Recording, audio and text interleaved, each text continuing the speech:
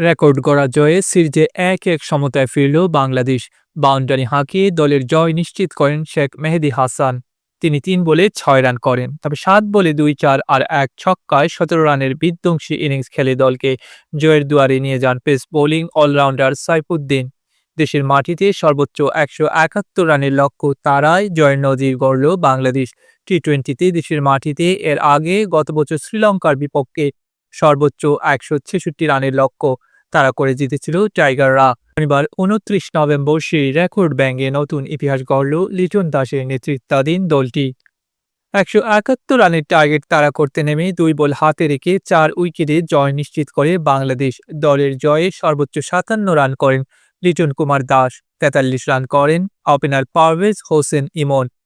লিটন দাস ক্যারিয়ারের ১১৯তম ম্যাচে ৩৭ বলে ৩-৪ আর ৩ ছক্কায় ১৬তম 50 হাঁকিয়ে ৫৭ রান করে সাজ করে ফেরেন। তিনি ৩৪তম বলে ছক্কা হাঁকিয়ে 50 পূর্ণ করেন।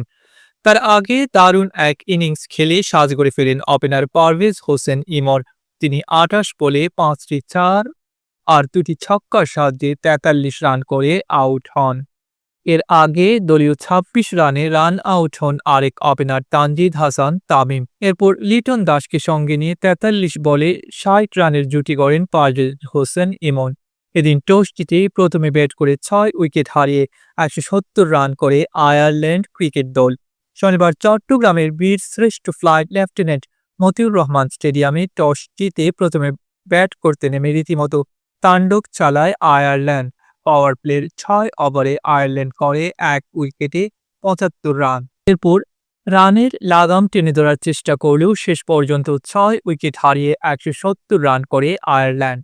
দলের হয়ে ৩২ বলে ৪টি বাউন্ডারির সাহায্যে সর্বোচ্চ ৪১ রান করেন লরকান টাকার। ২৫ বলে ৪টি ৪ আর ২টি ছক্কার সাহায্যে ৩০ রান করেন ওপেনার টিম ট্যাক্টর। ১৪ বলে ৩-৪ আর ২টি ছক্কায় ২৯ রান করেন ওপেনার পল স্টার্লিং। বাংলাদেশ দলের হয়ে ৪ ওভারে ২৫ রানে ৩ উইকেট শিকার করেন শেখ মেহেদী হাসান। একটি করে উইকেট নেন মোহাম্মদ সাইফুদ্দিন ও তানজিম হাসান শাকিব। ডেস্ক রিপোর্ট, আধুনিক কাগজ।